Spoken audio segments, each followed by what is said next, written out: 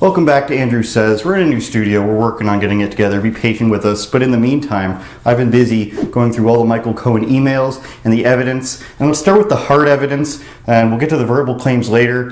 First, the dreaded Trump-Russia emails. So I saw someone say, if you go through these 284 emails and you don't think Trump and Russia are colluding, then you're crazy and you must just be on Trump's side no matter what. So I said, damn it, I better get reading. First off, 284 pages is really, really misleading. The vast majority of the emails are drawings / renderings of what Trump Moscow Tower or building would look like, as well as the same, legal disclaimers attached to every promissory note or every proposal Trump's team always sends.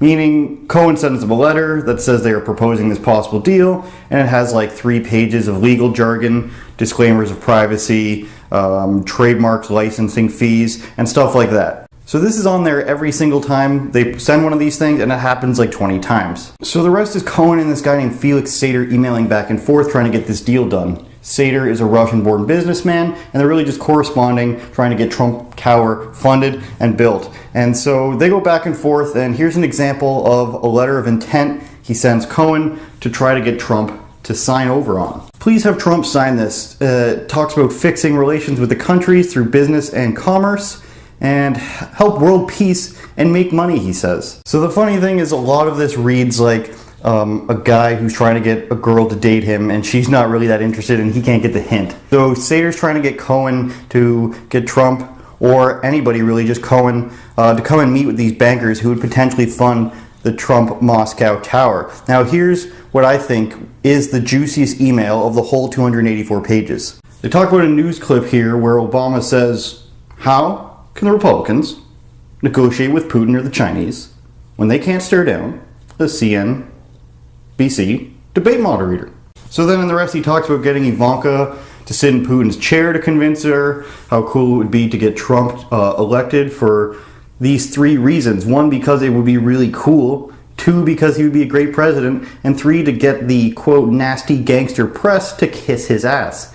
And as well as he wants to be the ambassador to the Bahamas so that he can take his family there a bunch of times. So yes, Cohen and Sater really want Trump to win the election.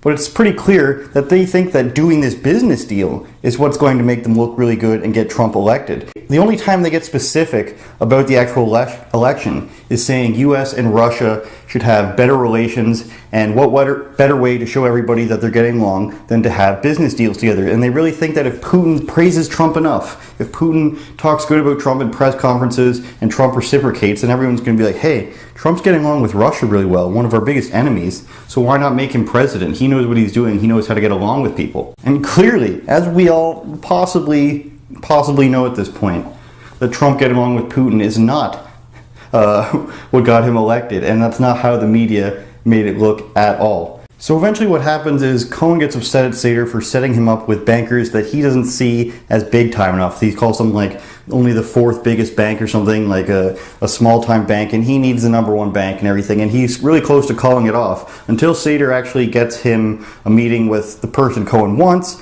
and they end up making a deal where they're going to meet up at the Russian Economic Forum, and they get them to send a letter over to Cohen asking them to come to that. So all in all, what do these emails actually prove?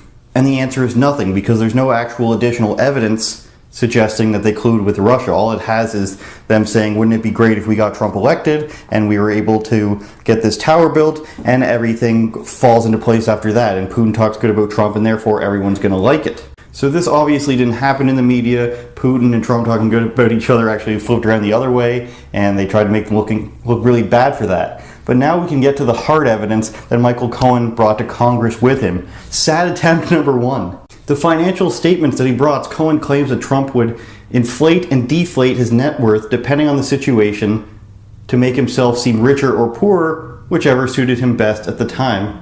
Oh my goodness, I think I'm about to fall out of my chair. Trump exaggerates how much he's worth. This can't be real, you guys. So the next thing is, Trump had somebody bid high and buy a painting of him at an auction to make it seem as though he was the highest bid of the day. The audacity of a public figure doing PR stunts to make himself look bigger.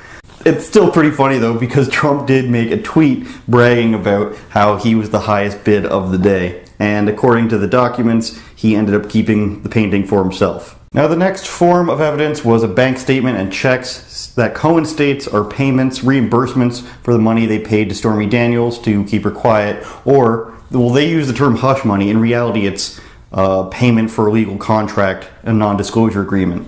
And this, of course, doesn't really mean anything because, one, nobody cares, and two, he can't prove what the checks were actually for. The next is not really actually evidence. It's he says that Trump had him threaten people to not release their school records, which actually means that he had them send a legal letter to a school saying they don't have his consent to release his school records. Now, if you can believe it, this last piece of evidence is Cohen saying that Trump intended to intimidate him, and the evidence of that is some mean tweets.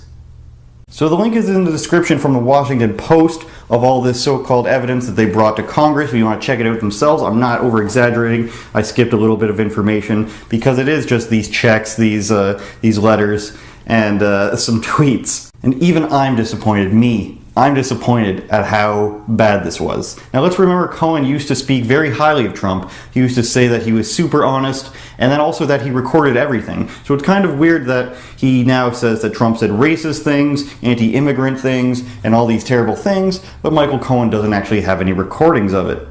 And also there's the fact that he's going to jail for lying to Congress, who he's now presenting evidence to as if he should be believed, even though he lied to them before. Now I want to tell you about the real Donald Trump.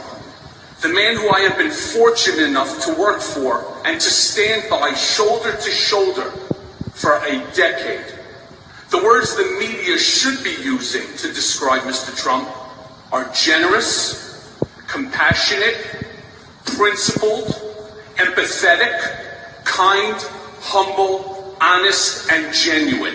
I want everyone in this room to think about this. The first announced witness for the 116th Congress is a guy who is going to prison in 2 months for lying to Congress. So as you can see, he used to say a lot of completely opposite things about Trump, and that video is really hard to find. I could only find that one clip. But if you're wondering, he now does have to admit that he did lie previously, and here's that. Mr. Cohen, you stood before multiple congressional committees before today and raised your right hand and swore an oath to be honest. Is that correct? That is correct. And you lied to those congressional committees. Is that correct? Previously? Correct. Yes, sir. You stated that Trump never directed you to lie to Congress. Is that correct? That's correct. Now, do you remember a character called Debbie Wasserman Schultz? She's got like the really noodly hair, and she's the woman who rigged the DNC elections, was fired the next day as soon as she got figured out, and then rehired the next day, and now she's actually here being able to question him. So here's one person who's, I don't know if you want to call her a liar or a fraud or whatever, questioning the other liar and fraud.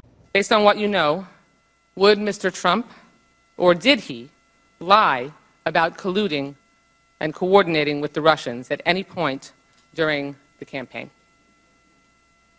So as I stated in my testimony, I wouldn't use the word colluding.